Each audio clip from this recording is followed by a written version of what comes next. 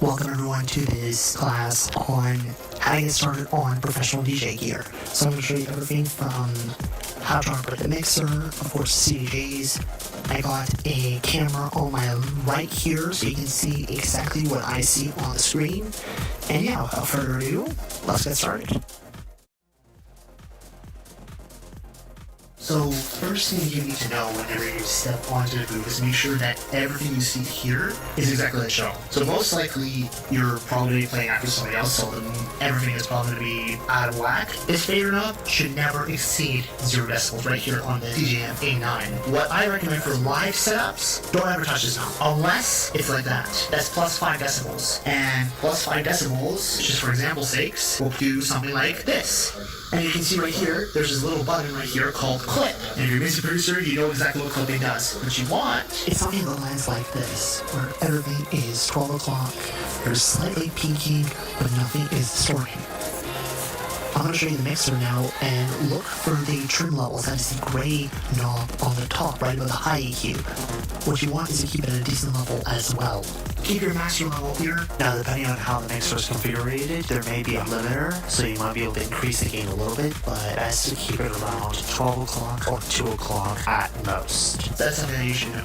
So looking at the DJM-A9 trim levels, I never want to have that exceed 12 o'clock unless absolutely necessary. I think a very good level to set is around 7 or 8 o'clock, so that way you have a bit of headroom to work with in the mix in case if the song is quiet or if you need to bring up the volume for whatever reason. I'm using my phone for a top-down camera so you can see exactly the Pioneer DJ-A9 mixer.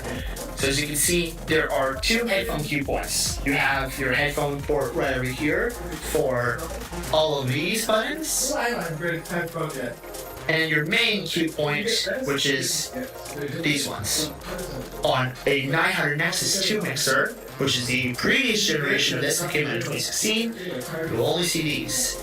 The A9 and the 900 Nexus 2 are very similar mixers.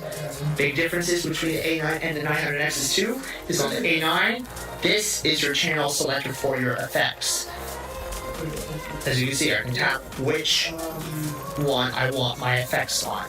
Generally speaking, here are the 2 most important effects that you'll be messing with. Echo, maybe ping pong, reverb, flanger. You might want to touch these other effects, but they are not used often. Mesomobius is a really fun effect. You'll be familiar with this.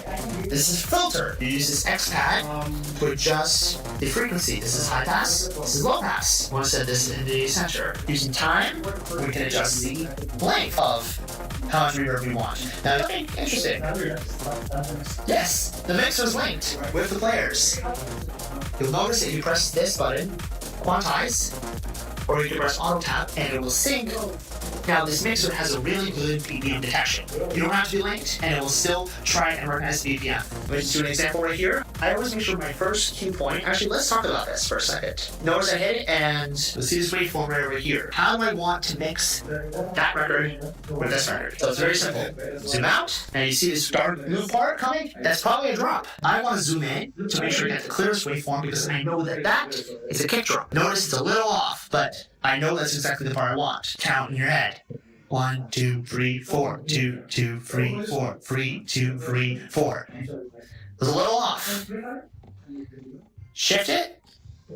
And always when I do a mix, low end cut. Now I'll talk about how to use your headphones for mixing, but we'll just slowly fade that in, and I'll swap.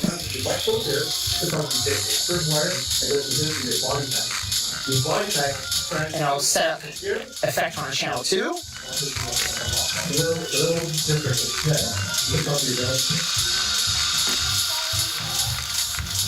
And there you go.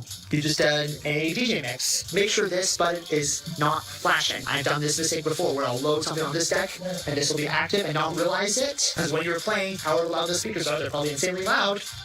You're not going to notice it. So use your eyes and make sure that is off. I've made this mistake 100 times. And just like that. Cue out. This has become the master player. To the mixer now side of things, I've covered most of it. Also, you're familiar with this. This is your color filter. On the A9, there's a lock. So if I were to filter this out, it's locked. It's not going to go anywhere unless you push it And that will just help to make sure that this does not accidentally go off during a mix. Some extra features I'll just tell you real quick. You can Bluetooth pair it to a device. Let's say you don't have something on your USB, you can pair a mobile phone from Decker. 1. If you by chance have an RMX Ignite, which will be right here on the top, go hit this button right over here. Make sure that's set to USB. This should be set like this, which means your send and return level is set to 50%. And go watch my Instagram video where I talk about the RMX Ignite. It's a really cool drum sampler. You can do a bunch of really cool stuff with it. Absolutely, absolutely love that unit. Some other quick tidbits right here. FX frequency. Usually, you don't really touch the mids and highs usually, but you can. Usually you want to cut the lows, good for echo effects. I usually like just leaving everything full send when I'm doing some mixes, although I will sometimes touch the lows and mids. Usually never, I just never touch. One more thing about the RMX Ignite, make sure this button is on. As you can see, it's not on because nothing is connected. Let's talk about queuing. You want to hear the master output? This is how you do it. You will always press this cue. This gives you full access to your master output. Hit this cue button here. You're going to want to hit this button and this button. And on USB-B, right here. Link you. Let's talk about the mix. Master volume is what the crowd hears. If you want to hear just your mix, as you can see, I can't hear anything because this is just meant for the master.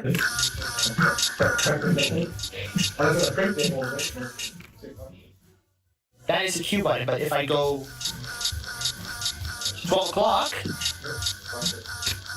let's go back to the flow. And what you're hearing is by the way my headphone cue.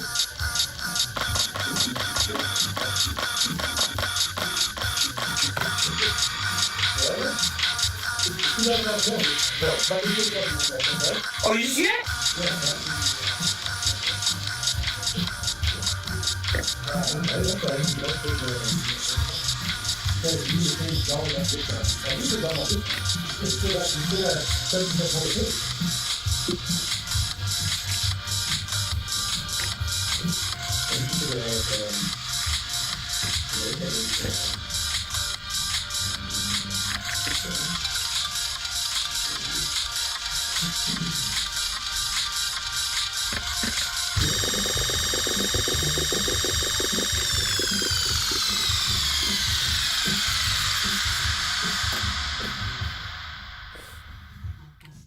Always make sure when this fader is on, these are like this. This should be the maximum you should ever set your gain to. Otherwise, leave it at this. And always, again, hit it like this. Just real quick, if you have a microphone, don't use it. But if you do have one, instead of some reverb right here, I use this a lot for like, and I scream on the mic and I just add some reverb to really just get that going. One of my favorites.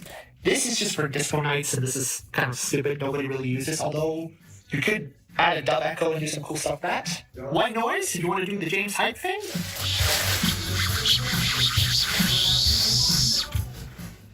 And crush.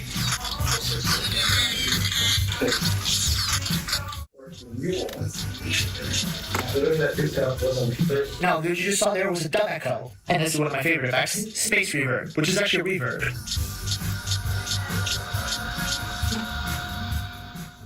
Now, let's go back to the CDJs for a minute.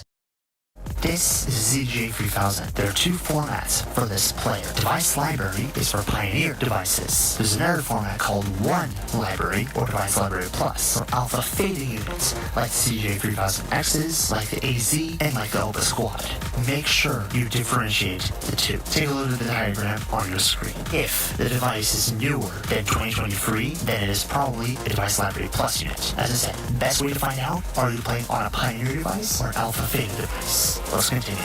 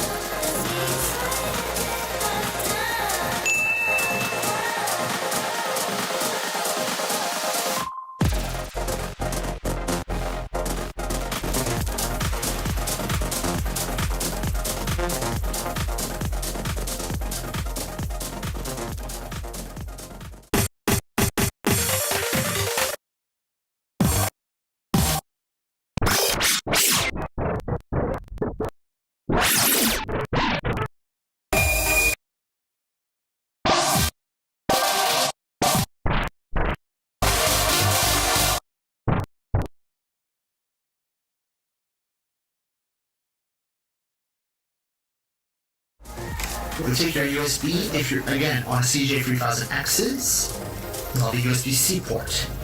It's good to make sure that your playlists are ready for both formats. Plug it in.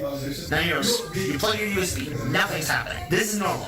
These players are linked. If I flick this fader, I have everything set on channel 2 and 3.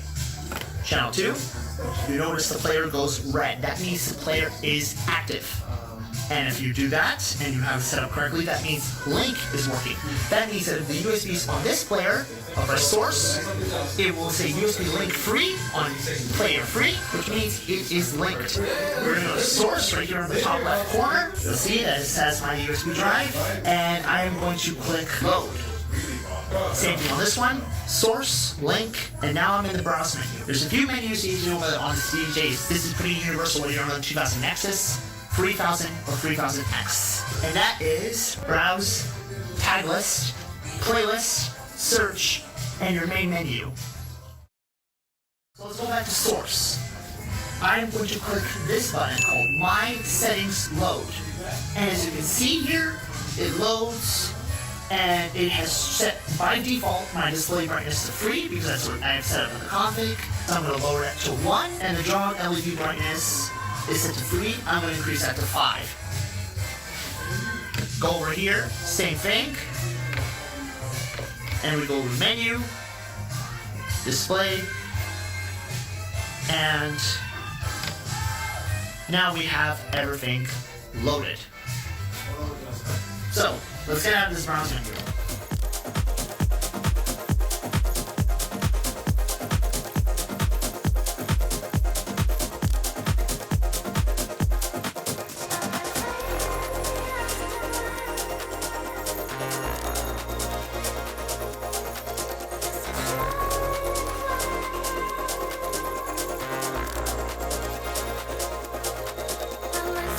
Let me get out of the browser for a second.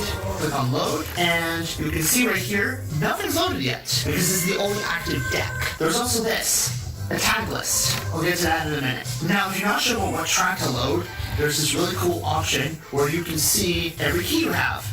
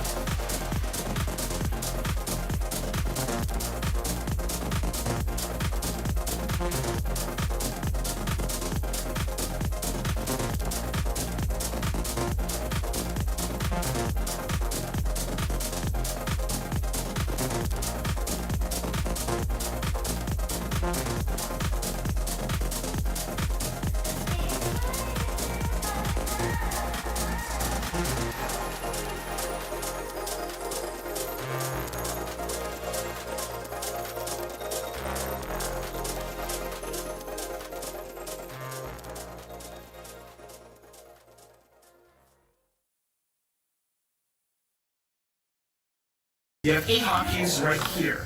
I always go and do this. So we got intro. This is my second hotkey with some drums. Third hotkey would be labeled drop, but the colors, which can happen sometimes, the colors might be a little bit wrong, but this is my drop. Breakdown. This is usually what I call the fade out section. Right down here. There's your drop right over here. And there's usually an outro drop with the outro right in here.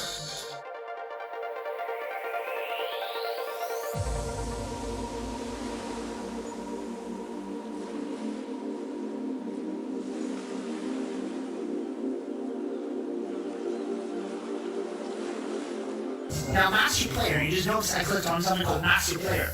Master Player means that is the primary deck that is playing. That means that you use the other deck for mixing your track.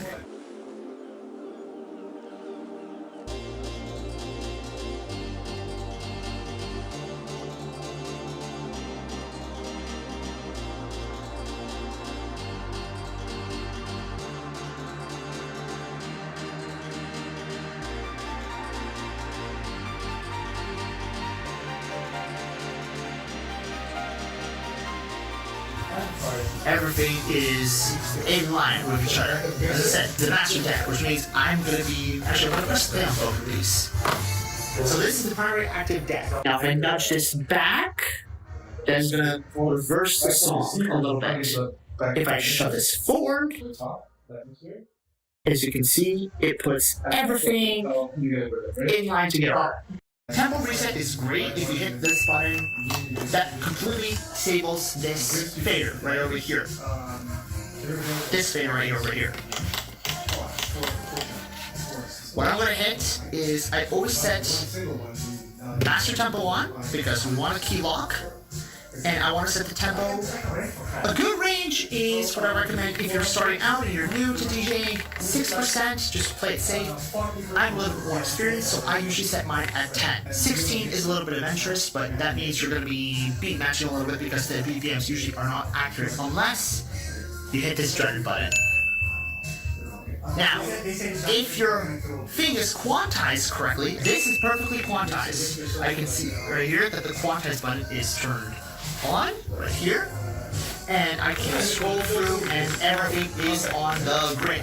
And as you can see, I'm on the drop, and you can see the line is red as it should be.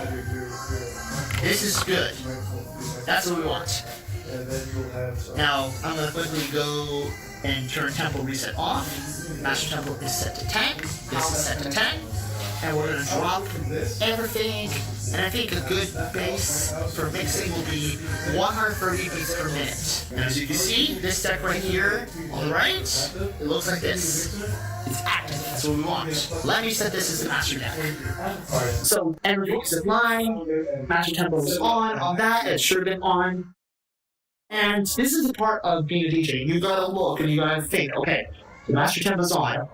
Beats per minute is 6. I got everything. If your waveforms are like this, oh god, I hit that button. I just hit the button.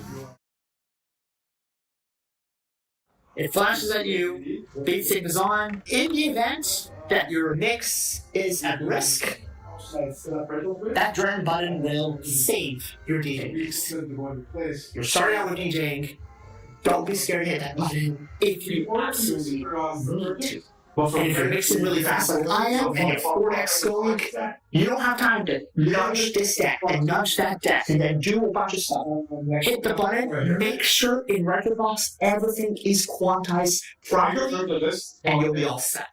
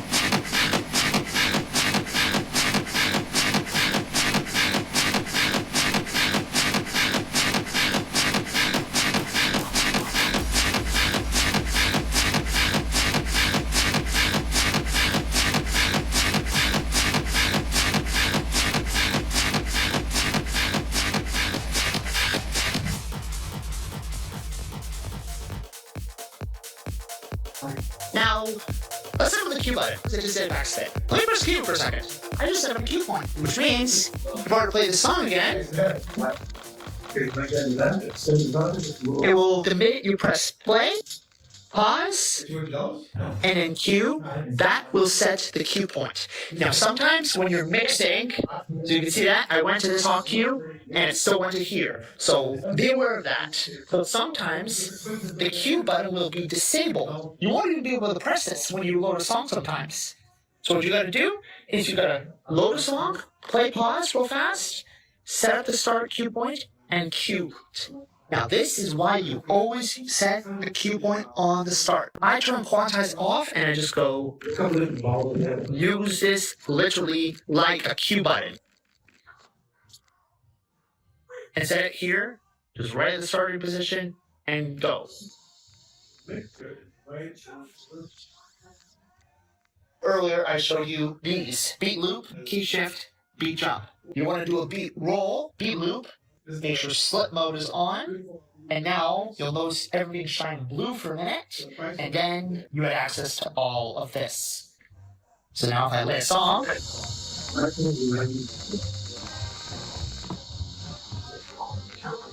now look what happens when I release it. Look at this waveform.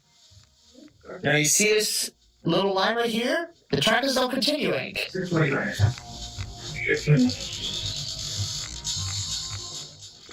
You also notice I did a backspin. Look where I just looped to. That loop point. So once again, we're going to hit this. Now, you notice it's not going. Make sure this button is off, because I'll do that. And you see, it went back to this cue point. Press this again, pause, and do this. And then, of course, turn your Quantize back on.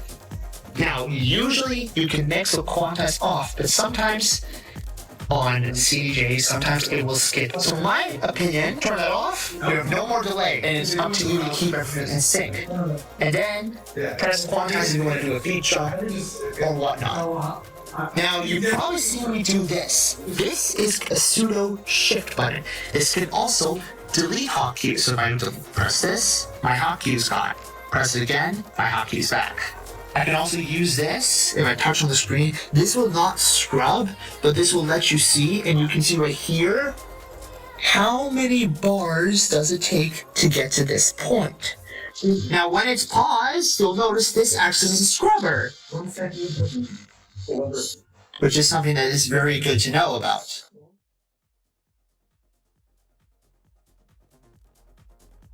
And as you can see, it's paused again. And let's go back and look at this. So, how do we access this? You can do it that way, or you can hit this button right over here. This is a shortcut button right over here. As you can see here, I have a bunch of options. Beat jump value, 32 bars. I can load my settings right over here. This is a cool menu, and you can see right here, I have access to this. I never talked about this. I usually leave this on Waveform because it's a lot more visually pleasing, but I can hit this button, which is something you find on older CDJs. This lets you keep everything in line. I personally prefer waveforms. They're just more visually easier on the eye.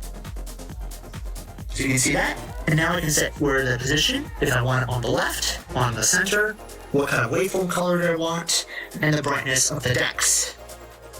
You should leave this setting on, Hotcue Auto Load. You probably have seen this too, Auto-Hotcue. What this does, now this pretty much means that the track will not start automatically playing when you load a song. It will just stay there and act as a cue button. This enables. Now, if we look at the screen, you'll notice a few things. For key, master tempo, on, off, how much our tempo is set to, plus 10%, the overall time remaining. This is the first track in the playlist, and this is our player 2. And Quantize is on with our beat value.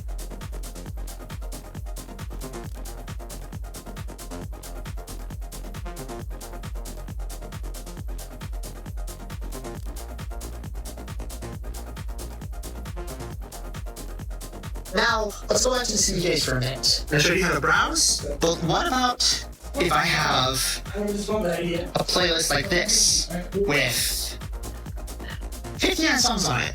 I'm not gonna play 59 songs in a set. I'm probably gonna play 15. So what I wanna do, so let me see here. We're gonna load, and I'm gonna hit. By the way, one more quick thing, just before I do that. Track filter is right here. This is basically everything you need to edit the track. BPM, you can fix the BPM right here, you can fix the key right here, you can set a rating, and you can color code. You should know that. Alright, let's go back to what I was originally going to do. Tagging. This button right here. When I hit browse, yeah, I'm in the mood for No Broke Boys, Chris Lorenzo. Let's go down here, and I want to click everything that is in the key of the current track I am playing. Okay, so then what I'm going to do is, I usually like keeping this like this so I can see more, and let's load one more track on here. Alright, so that's our playlist, right? Now let's say I am just playing this track, it's playing. You don't have time to go through 80 tracks in the set. Now you could just make a preset playlist, or do this menu where you just kind of go through, but most of the time you're going to have one playlist with a bunch of songs in it. I actually do recommend always create playlists for your sets. It's just my main USB that I'm currently doing for some of the sets that I'm doing currently. I'm going to hit this tag list, which is what I use a lot of. This on Den and DeckForge is called the Prepare folder. So, there we go, all of the tracks that I want to load. And Chris Lorenzo Mommy's playing, and I think I want to drop a flop. And you see right here, they didn't load correctly. Auto-Hotcue is enabled, as you can see right here. That's why it's not playing. If Auto-Hotcue was off, it would start playing the song. So remember, to turn that on, press and hold this button right here. Now what I'm going to do, play pause, just like I did. Kind of just like a quick double tap on your phone, and then press Q. Now, plus 10%, we're at 130 BPM. I'm going to bring this up to 130 BPM and hit Master Tempo. Master Tempo is on both of these players. Now, first thing I always do, low end cut.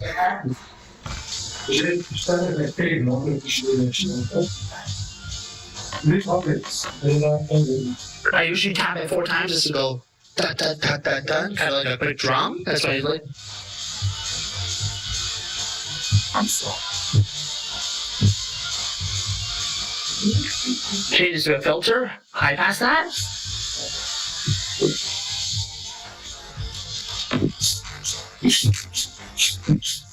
And you can see I'm just quickly reversing. Now, if you feel this is too light, you can increase this and make this a lot heavier. I personally prefer it on the lightest setting. That is just preference.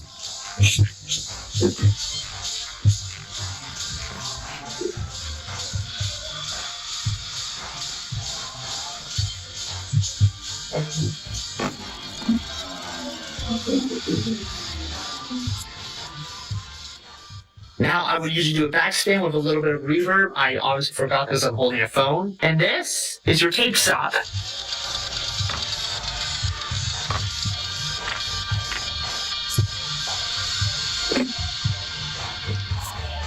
As you can see, I usually just flick this to the maximum and just do a quick fade out. Or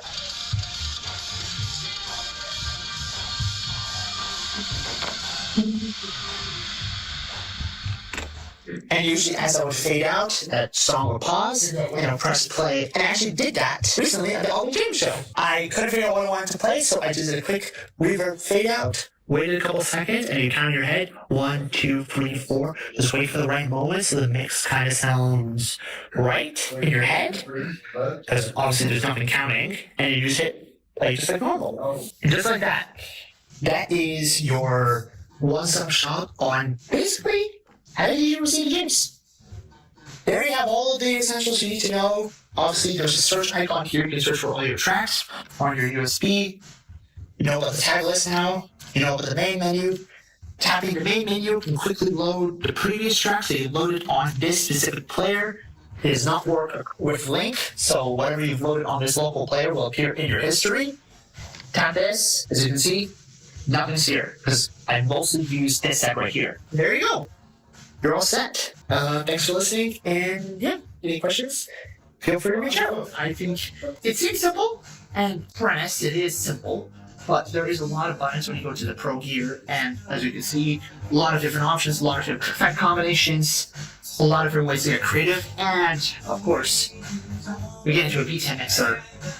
There's more possibilities. We get into send and return. You can add the RMX Ignite, and this is just 2 decks. Introduce 4, and you have a world of possibilities. And don't be afraid to use one of the decks. You have 4 decks. You don't need to use all 4 decks. You can have one of the decks be a rest for your headphones. Just make sure it is out of vinyl mode and on CDJ mode. The last thing you want is you to press on this and a track stops playing and never put your headphones on an active deck. There you have it. That's everything you need to know. Thanks for watching.